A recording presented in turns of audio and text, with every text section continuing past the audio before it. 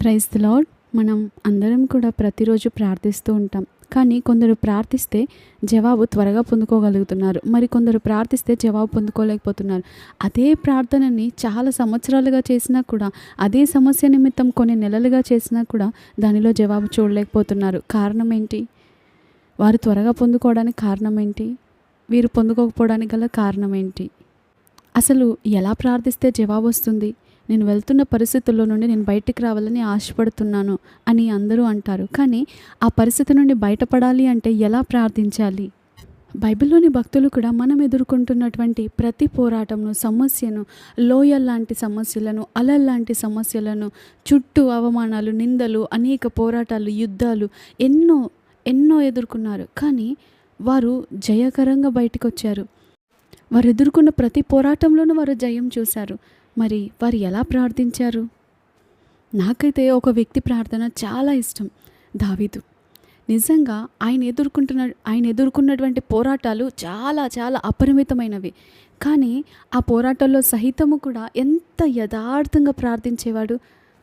ఆయన పోరాటాల్లో సహితము నా శ్రమలో నా ఆశ్రయదుర్గము నీవేనయ్యా, నా రక్షణ కేడము నీవేనయ్యా, నేను ఎదుర్కొంటున్న శ్రమను నాకు ఆశీర్వాదంగా మలిచే దేవుడవు నీవేనయ్యా, నువ్వు ప్రార్థన ఆలకించే దేవుడవయ్యా, నా మొరను వినే దేవుడవేసయ్యా, నన్ను బయటికి తీసుకొచ్చే దేవుడవేసయ్యా అని ఇలా ప్రార్థిస్తూ వచ్చాడు.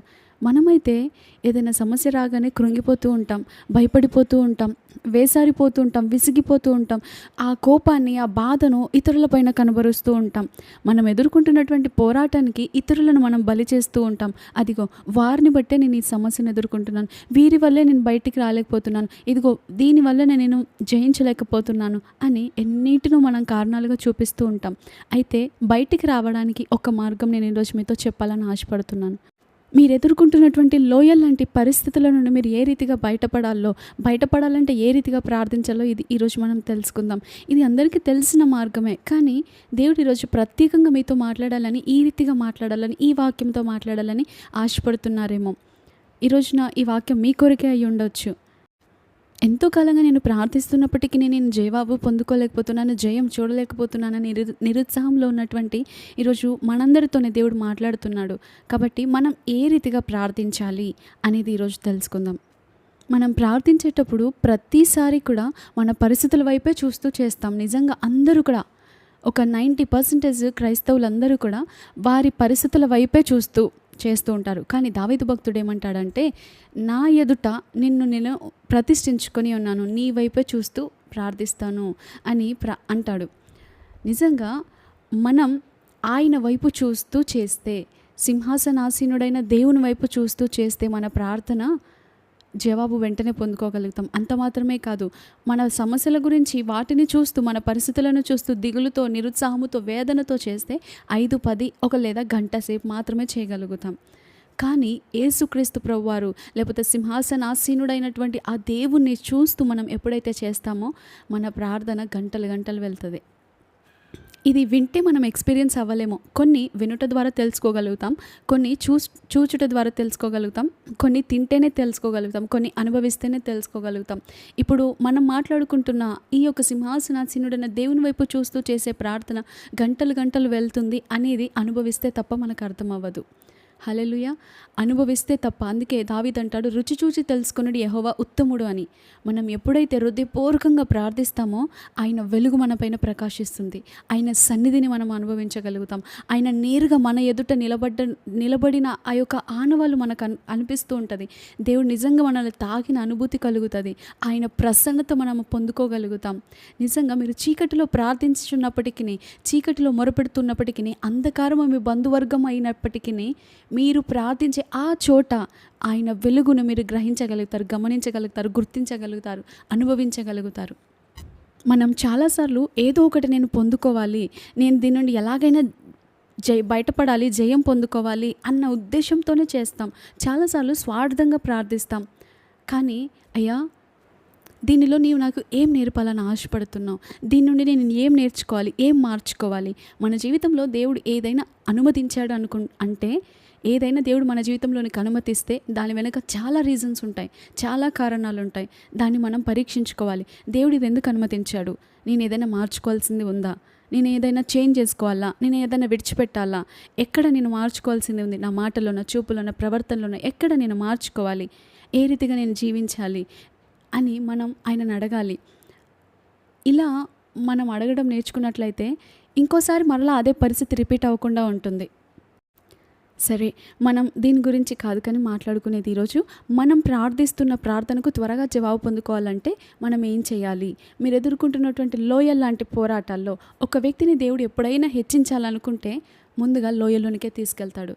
లోయ అంటే అప్పటి రోజుల్లో ఒక వ్యక్తి చనిపోతే అక్కడ పడేసేవారు లోయల్లోనే యుద్ధాలు చేసేవారు. లోయ అంటే ఇంకా మన ఉన్నత స్థితి నుండి ఇంకా అన్ని పోగొట్టుకున్న స్థితి అన్నట్టు. మన సంతోష స్థితి నుండి దుఃఖానికి చేరడం, అన్నీ ఉన్న స్థితి నుండి మనం సమస్తం కోల్పోయిన స్థితి అన్నట్టు లోయ.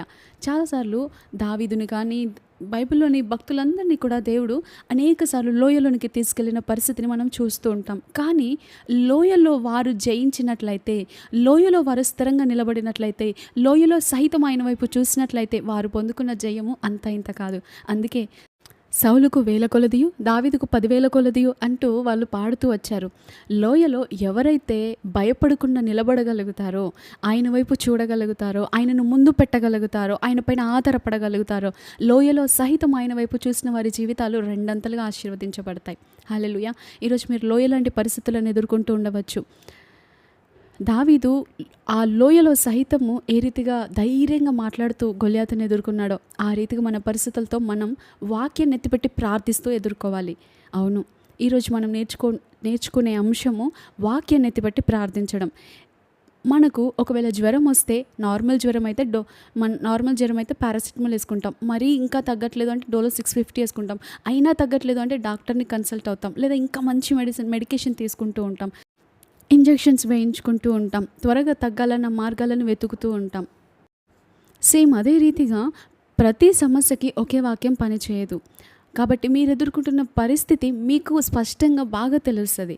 వాక్యం ఎప్పుడైతే మనం చదువుతామో మనం ఎదుర్కొంటున్న పరిస్థితుల్లో ఓకే, ఈ పరిస్థితి నుండి నేను బయటపడాలి అంటే ఈ వాక్యాన్ని ఎత్తిపెడితే నేను బయటపడగలుగుతాను, ఈ వాక్యం ద్వారా నేను దేవుని సన్నిధిలో ప్రార్థిస్తాను. ఎందుకంటే ఆయన వాక్యం ఎప్పటికీ ఫెయిల్ అవ్వదు, ఎప్పటికీ విఫలం అవ్వదు, ఎప్పటికీ ఓడిపోదు. ఆయన వాక్యాన్ని ఎత్తిపెట్టి ప్రార్థించిన వారు ఎప్పుడు ఓడిపోయినట్టు చరిత్రలో లేదు.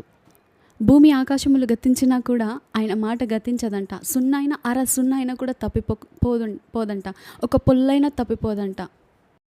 ఆయన వాక్యం సెలవిస్తుంది, ఆయన ఇచ్చిన వాగ్దానాలను ఎవరైతే మాటి మాటికి ఎత్తి ఆయన గుర్తు చేస్తారో, ఆయన మర్చిపోయాడని కాదు, నీకెంత గుర్తుంది, నీకెంత అవసరం, నీకెంతగా ఆ యొక్క వాగ్దాన నెరవేర్పు అవసరమో మన డెస్పరేషన్ తెలియజేయడం అన్నట్టు. ఎంత ఎక్కువగా పలికితే అంత ఎక్కువ మన డెస్పరేషన్ అని అర్థం. ఎంత ఎక్కువసార్లు దేవునికి గుర్తు చేస్తూ ఉంటే అంత త్వరగా మన జవాబు మనం పొందుకోగలుగుతాం. ఎంత ఎక్కువసార్లు దేవునికి గుర్తు చేస్తూ ఉంటే ఓహో ఈమెకి ఇది చాలా అత్యవసరం అన్నమాట, మన అత్యవసరతని మనం తెలియజేసినట్లు అన్ని ఎక్కువసార్లు చెప్తూ ఉంటే. కాబట్టి ఆయన వాక్యం సెలవిస్తుంది, ఆయన వాగ్దానాలను ఎవరైతే ఆయనకు పదే పదే జ్ఞాపకం చేస్తారో, ఆయన నిద్రపోనివ్వకుండా జ్ఞాపకం చేస్తారో వారి జీవితంలో దేవుడు ఆ వాగ్దానం తప్పకుండా నెరవేరుస్తాడంట. హల్లెలూయా. కాబట్టి మీరు ఎదుర్కొంటున్నటువంటి పోరాటంలో మీకు ఏ మాట అయితే అవసరమో తీసి రాసి పెట్టుకోండి, ఒక చోట రాసుకోండి, దాన్ని పలుకుతూ ఉండండి. మీకు ఒకవేళ స్వస్థత అవసరమైతే అందరికీ తెలిసిందే కదా, మనం ప్రతిరోజు మాట్లాడుతూ ఉంటాం దాని గురించి. 1 Petrus 2:24 గురించి అది పలుకుతూ ఉండండి. యెహోవా రాఫా, నీ యొక్క గాయపడిన హస్తము ద్వారా నన్ను తాకినందుకు వందనాలయ్యా, స్వస్థపరిచినందుకు వందనాలు, నీ సాక్షిగా నిలబెట్టినందుకు వందనాలయ్యా. ఒకవేళ ఆర్థికంగా అభివృద్ధి చెందాలి అన్నా, అప్పుల నుండి విడుదల పొందాలి అన్నా, కుటుంబంలో మంచి ఆర్థిక స్థితి కలగాలి అన్నా కూడా ఆయన వాక్యమే సెలవిస్తుంది స్పష్టంగా, పాపాత్ముల ఆస్తి నీతిమంతులమైన మన కొరకు దాచబడి ఉందంట. మన చుట్టూ ఉన్న భక్తిహీనుల ఆస్తి అంతయు మన యొద్దకు రావాలని మనం ప్రార్థించవచ్చు, ఎందుకంటే ఆయన వాక్యం సెలవిస్తుంది. అంత మాత్రమే కాదు, ఇంకా అనేక మంచి వాక్యాలు కూడా ఉన్నాయి. ఒకవేళ దీన్ని పలకడానికి మీకు మొహమాటంగా అనిపిస్తున్నట్లయితే, నచ్చకపోతే ఇంకా మంచి వాక్యాలు కూడా ఉన్నాయి. దేవా, నిన్ను ప్రేమించు వారిని నువ్వు ఆస్తికర్తలుగా చేస్తానంటున్నావు కదా, నన్ను ఆస్తికర్తగా చేసినందుకు వందనాలు. ఈ లోకంలో మనం గొప్పవారం అయితే ఎవరు మనల్ని ఇష్టపడరు, కానీ మనం ఒకవేళ ఐశ్వర్యవంతులమైన మంచిగా జీవించిన మొదటగా మనల్ని బట్టి ఆనందించేది ఎవరో తెలుసా? యేసయ్య. హల్లెలూయా. మనల్ని చూసి కులుకునేవారు చాలామంది ఉంటూ ఉండవచ్చు మన చుట్టూ, కానీ మనం ఎదిగితే, మనం అభివృద్ధి చెందితే, మనం ఫలిస్తే మొదటగా మనల్ని బట్టి ఆనందించేది మన దేవుడు. ఆయన వాక్యం సెలవిస్తుంది మనం ఫలించాలి, అభివృద్ధి చెందాలి, విస్తరించాలి, భూమిని లోబరుచుకోవాలి, ఏలుబడి చేయాలి అన్నదే. కాబట్టి ఆయన వాక్యాన్ని ఎత్తిపెట్టి ప్రార్థన చేయడం నేర్చుకుందాం. తద్వారా మనం త్వరగా బయటికి రాగలుగుతాం. దాన్ని బట్టి మనం గొప్ప ఫలితాలను చూస్తాం. ఆయన వాక్యాన్ని ఎత్తిపెట్టి ప్రార్థించడం నేర్చుకోండి. యేసుప్రభు వారు ఈ లోకంలో ఒక యుద్ధాన్ని, ఒక పోరాటాన్ని అపవాది ద్వారా ఎదుర్కొంటూ ఉన్నప్పుడు ఆ లోయలో సహితము, ఆ ఎదుర్కొంటున్న ఆ పోరాటంలో సహితము వాక్యాన్ని ఇట్ ఈస్ రిటన్, ఇది వ్రాయబడి ఉన్నది అని ఆయన వాక్యాన్ని గుర్తు చేస్తున్నాడు. వాక్యం ద్వారా ఆ యుద్ధంలో జయాన్ని చూశాడు. వాక్యం మాట్లాడుట ద్వారా అక్కడ అపవాది పారిపోయాడు. హల్లెలూయా. కాబట్టి మనం ఎదుర్కొంటున్న ప్రతి పోరాటానికి వెనక ఖచ్చితంగా అపవాది అనేవాడు ఉంటాడు. మనం ఎదుర్కొంటున్న ప్రతి హెడ్ఏక్కి కూడా అపవాది కారణం. మనం ఎదుర్కొంటున్న అంటే దాని వెనక అపవాది తప్పకుండా ఉంటాడు. మనకు హెడ్ఏక్ కలిగేలాగా, అనారోగ్యం వచ్చేలాగా చాలామంది దురాత్మలు పనిచేస్తూ ఉంటారు. మనకు నిరుత్సాహం కలగాలని, మనం డిప్రెస్ అవ్వాలని, మనం ఒత్తిడికి లోనవ్వాలని, విసిగిపోవాలని, వేసరిపోవాలని అపవాది అల్లవ చేసి కొడతాడంట. అంటే మనం అలసిపోయేలాగా చేసి ఆ సమయంలో కొడతాడంట. అందుకే మనం ఒత్తిడికి గురవుతున్నప్పుడు, అధికంగా పనుల భారంలో ఉన్నప్పుడు చాలా జాగ్రత్తగా ఉండాలి. అయ్యో నాకే ఏంటి పనుల భారం, ఇన్ని పనులున్నా ఎప్పుడైపోతాయని మామూలుగా స్త్రీలుగా మనందరం కొన్నిసార్లు బాధపడిపోతూ ఉంటాం. కానీ అటువంటి సమయాల్లో సైతము అపవాదికి చోటు ఇవ్వకుండా మనం మాట్లాడాల్సిన మాట ఏంటో తెలుసా? నీ పనుల భారం యెహోవా మీద నుంచుము, అప్పుడు అవన్నీ కూడా సఫలమవుతాయంట. నీ ఉద్దేశాలన్నీ సఫలమవుతాయంట. నువ్వు ఎలా చేయాలనుకున్నావు అవన్నీ సఫలమవుతాయంట. మనం కోపడుతూ, విసిగిపోతూ, ఒకవేళ పని చేస్తూ ఉన్నట్లయితే, కర్రీ చేస్తూ ఉన్నట్లయితే ఆ కర్రీ ఎవరికి ఇష్టంగా మారదు కూడా. కానీ అపవాది అందులో మనలోనికి దూరి మన పనులను అంటే వేస్ట్ చేయకుండా, మన టైంని వేస్ట్ చేయకుండా, సనగకుండా, గునగకుండా మనం పని చేస్తే నిజంగా ఆహా అంటారు మన కుటుంబీకులు అది తిన్నప్పుడు. అందుకే ఈ మాటలను మనం పలుకుతుండాలి. మనం ఎదుర్కొంటున్న ప్రతి దానిలో వాక్యాన్ని పలకడం నేర్చుకోండి. మీరు ఈవెన్ నడుస్తున్నా, కూర్చున్నా, లేస్తున్నా ఆయన వాక్యం సెలవిస్తుంది. మన బిడ్డలకు కూడా మనం నేర్పించాలంట.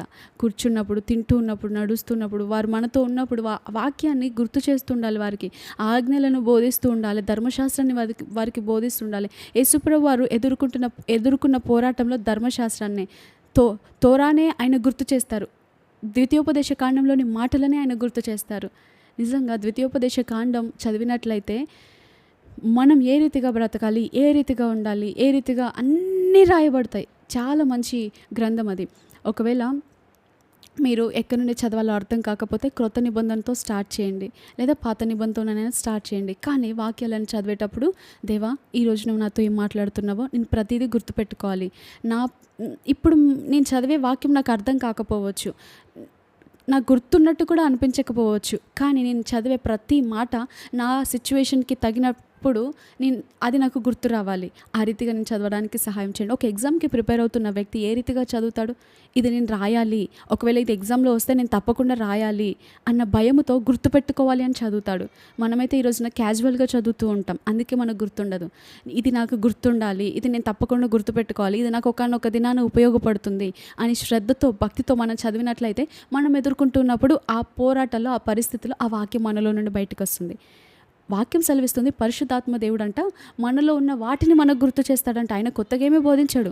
యేసుప్రభువు వారు ఏమైతే మనకు చెప్పెళ్ళారో వాటిని మనకు గుర్తు చేస్తాడంట పరిశుద్ధాత్మ దేవుడు. మనలో వాక్యం లేకపోతే మనకి ఆ సమయంలో ఎలా గుర్తొస్తుంది? పరిశుద్ధాత్మ దేవుడు ఎలా గుర్తు చేస్తారు? మనం నింపుకోవాలి. ముందుగా మనం నింపుకోవాలి. మార్త మరియలంట యేసుప్రభువు వారి పాదాల చెంత కూర్చున్నారు. యేసుప్రభువు వారు వస్తున్నారని చెప్పి మార్తేమో వంటలు చేస్తుంది, చాలా మంచి పని. కానీ మరి ఏం చేసింది తెలుసా?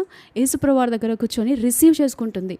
అప్పుడు మరియా ఉత్తమమైన దాన్ని ఎన్నుకున్నది అని యేసుప్రభువు వారి నోట నుండి ఆమెను బట్టి సాక్ష్యం ఆమె పొందుకుంటుంది.